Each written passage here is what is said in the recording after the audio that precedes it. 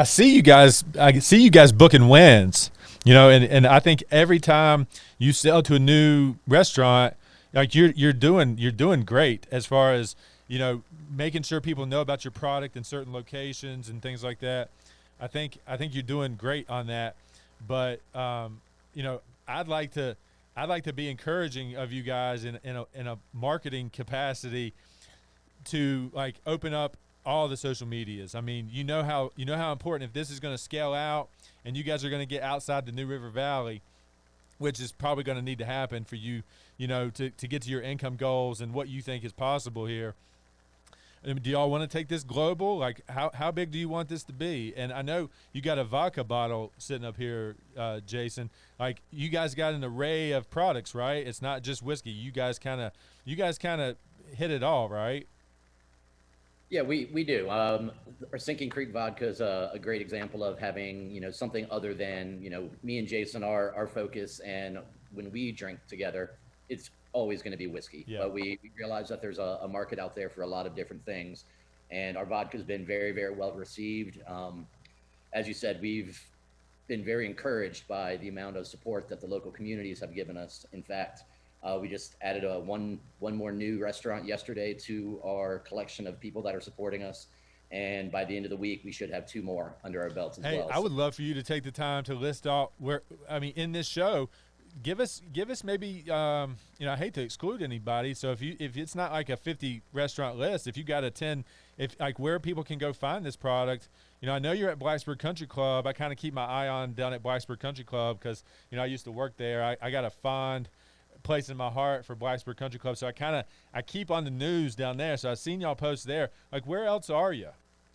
We are predominantly Blacksburg because it was nice and simple for myself, leaving the restaurant business to open up this place. Yeah. I had a lot of connections, and so those folks have been really, really gracious. So we've got 622 North, Maroon Door, Black Hen, as well as Bull and Bones. Square 5 Social House, or Public House rather, is one of our newer ones. Zeppeli's just came on board with us yesterday as they're rolling out their new pop-up barbecue. So we've got a large collection of folks. Blacksburg Wine Lab, Preston's Inn over here at the River Course. It kind of a varied group of individual restaurants and groups coming together to really showcase our product in different ways. Some of them are cocktail bars, and some of them are more of a, just a little bit of a sipping bar. But they've all been really, really great for us. So at this point right now, are one of you putting it in the back of the truck and taking it to them, or like how are you distributing to your people that are retailing this product out? Yeah, so we're doing self-distribution as of now. Eventually, the plan will be to get into the ABC stores, but to get shelf space in an ABC store is fairly cutthroat and can be very difficult. And you have to approach that on a store by store basis. So as the months move on throughout the summer, hopefully by fall, we'll be entering into the ABC market as well. See, I'm developing relationships with people right now that are going to be influencing these types of laws and opportunities. I've had conversations with Amanda Chase. I know she was the runner-up of the primary for the GOP side of the governor race coming up. I just had a meeting with Marie March today, and like, what are some of the challenges that stand in front of you in Virginia? Like, we're just talking kind of going from local to maybe statewide, then to maybe nationwide. What are some laws right now that you guys are concerned with that are going to be hurdles that you need to jump that we might can influence here on this podcast or take, like when I see Marie next, or when I go and sit down with Amanda Chase as she continues to try to climb, to what her goal is, like, what can I express for you that possibly is in your way and you see a difficult challenge because of the laws of the state or the country, or like you distributing this to like New York State or Texas, like have you even started looking into that stuff? We're currently only allowed to sell within the state line. We can't leave the state. The nice thing is we can mail our whiskey to anybody that purchases it in the state of Virginia.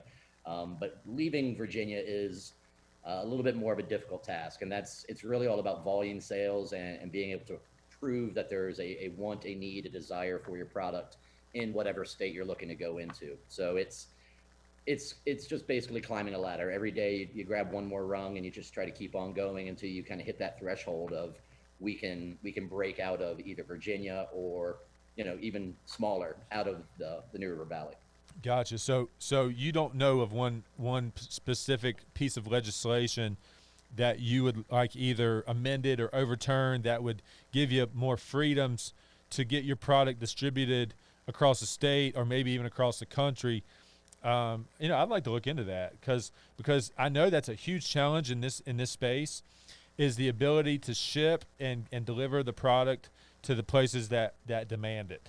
I know there's big constraints there, so I'd like to see more freedom for people in this space, especially with the thoughtfulness and the quality that you guys are most likely putting in it. I feel like I've not tasted your product, but I feel like this is a very well thought out type thing that a lot of people would enjoy. And I hate that this government bureaucracy is holding you back. So I'd like to be an influence in some capacity in that regard. So like if you identify something, bring it to my attention, because I've got the ear of some people that I think are influential that can help write laws that'll make things easier for you. So I'll tell you one thing that is kind of an issue, and I can't say this without saying we knew it was an issue before we got into this, so it's not like we didn't, we weren't blindsided by it, but Virginia is the third highest taxation state on spirits that are distilled here in Virginia. So a major hurdle for us, and I've got an example, don't let me talk through and not give you my example here, but 51% of our retail sales price. So for instance, our bourbon sells for $39.99 a bottle, $40 a bottle. So 51% of that goes to taxes to Virginia ABC. And I think most people don't know that. So when you walk into our tasting room, so of your gross sales, you have to chop 51% of your profit to the government. Correct. Wow. On a monthly basis. We send that. You have to pay that on a monthly basis? We do. Wow. So like me, I'm taxed on a quarterly. My S corporation is taxed on a quarterly, but you have to report your sales every month and pay a tax on that. 51%. That's exactly right. Wow.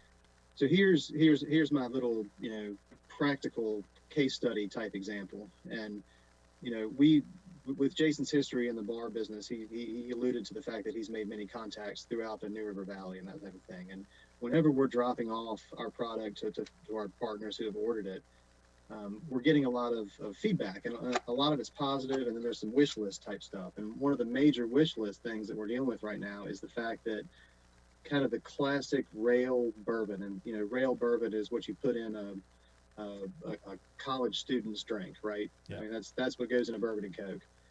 Was Evan Williams Green Label, and a great Kentucky-based whiskey that just doesn't cost much. I mean, it's what, $10 a bottle, I think, $10 a liter. So they've asked us, hey guys, can y'all help us fill a hole in the market here and help us with finding a substitute? And we'd love to produce a Virginia-made, Virginia distilled product that in a college town, whether it be Blacksburg, Radford, Charlottesville, whatever, that our partners could put on the shelf. And because of that 50%, that 51% tax, it's physically impossible. I mean, we've run the numbers, we've tried to figure it out. You just can't get there. And a lot of that is because you're having to double your wholesale cost to get to your retail, and all that, then that goes. Yeah. So when you come and deliver your product to Blacksburg Country Club, that's your retail. That's your retail. Right. That's not their retail. You're really selling it to them wholesale, and then they're retailing it off. But in the government's mind, you just retailed off your product to them, and you owe them the cost that, or the money you brought in to your company. You owe them 51% of it.